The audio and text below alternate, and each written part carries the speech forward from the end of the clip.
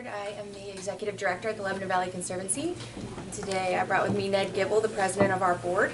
We're here today just to share some projects that are going on with the Conservancy so that you all can hear about the exciting programs we have going on right now. This past year, the Conservancy had 3 events. We held a donor event to thank our annual appeal chairs and to kick off our new annual appeal. We did an outdoor family event to try and engage youth in our community. It had educational stations and crafts and things, collaboration with the Governor Dirc Education Center. And we had a Kittatinny outreach event in October where we outreach to landowners to find interested people in conservation easements. To date, we have 802 acres in Lebanon County that we have preserved, and we're currently working with a landowner for an additional 102 in the northern part of the county. She lives in the Second Mountain. Land preservation is central to our mission, and we feel it's an important part of the county conservation plan. We recently met with the Lebanon County Conservation District, so it's just so that our maps can align and we can find properties that are key to our mission. We're partnering with the Lebanon Valley Rail Trail. I saw there on the agenda next for the John E. Wangert Memorial Park across from Lebanon Catholic High School. We are excited to be seeking grants for them as far as the amenities and then finding the matching funds. We did apply for the Marcellus Shale grant to support those amenities. We're also working with WellSpan to put in the fitness stations and try and pull in other local organizations for the amenities section of the park. We're participating in the Chesapeake Bay Foundation 10 Million Trees Initiative. We'll be planting on Arbor Day. We've committed to 400 trees in Lebanon County in our waterways to protect them.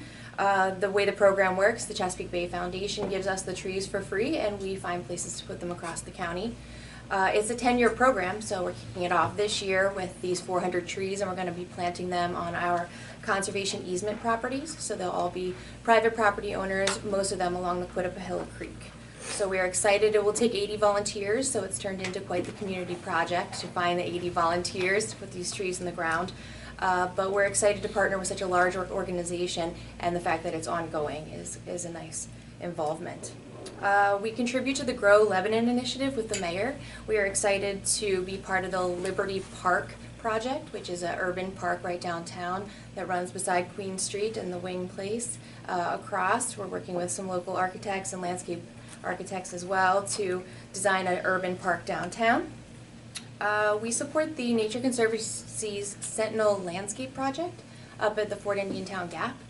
I don't know if the Nature Conservancy has reached out to you, but they've asked the counties to support them as well.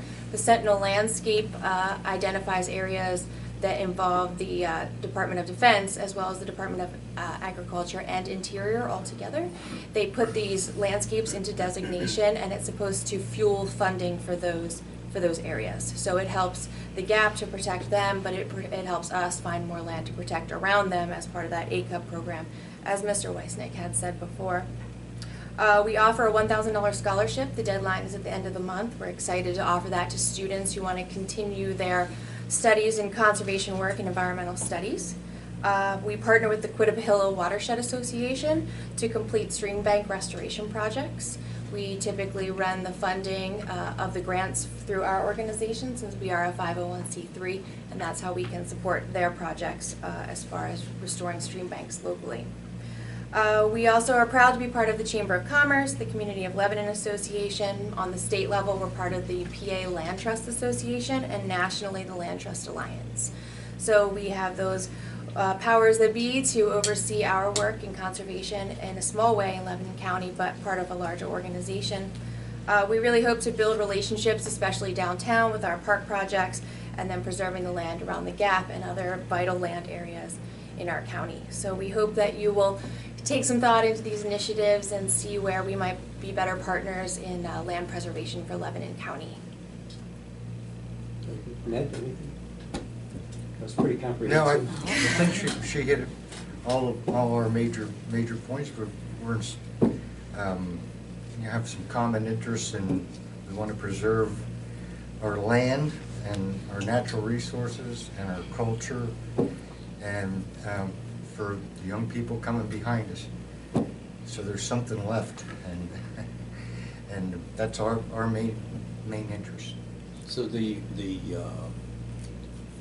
difference between the Conservancy Mhm. and your preservation activities, and the farmland preservation is primarily that the funding, of course, is for farmland preservation is public funding. Yours is Ours is nearly all private. donor-based, Right. 100%, right? So we are always continuing to nurture relationships to find the funding for that.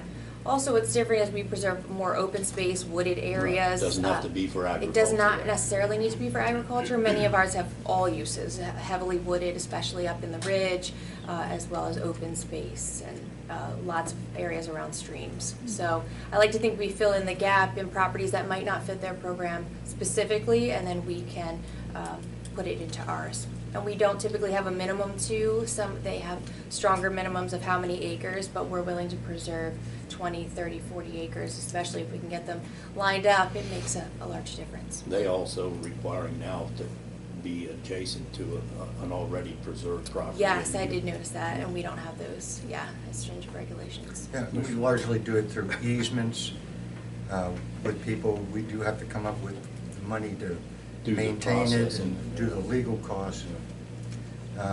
And we're sort of looking into maybe doing some fee simple where we buy land, but we need big-time donors for that, or people donating their land. Commissioner. Could you please explain to me, I'm missing a piece. Okay, You're working with the Gap to Mhm. preserve the farms around the Gap. correct. That funding, isn't that funded? Well, we're working with some funders through the ACUP program, so we're hoping that will come to fruition, but. Okay, I didn't know if the Gap bought them and then donated them to you, and that's how you were saying it was donations, or is there a funding stream and then you purchase them? Yes, we're hoping for a large funding stream to pay the landowners Okay. to preserve their properties with the conservation easements. So the owners will still own the property like all of our other east properties, but sometimes a donation can be made from a funder to kind of support the process. Understood. I just want to make sure that if it goes out on YouTube, that people weren't told they would be paid, and then now they're hearing we're supposed to donate it. Right. There would be some confusion. Right. Okay. And that's all in the ridge, having to do with Fort Indiantown Gap as well. Okay. Other properties, we don't have a funding source like that. So those are all donated easements Thank at this you. time. I think we have 113,000 acres roughly in agriculture and I think probably 18,000 in farmland preservation. So with years of that, we're going to be at pretty close to 20% of preservation, and that's perpetual. You know, so That's right. That's good. Yes. Very Thank you for good. having us. Thank you.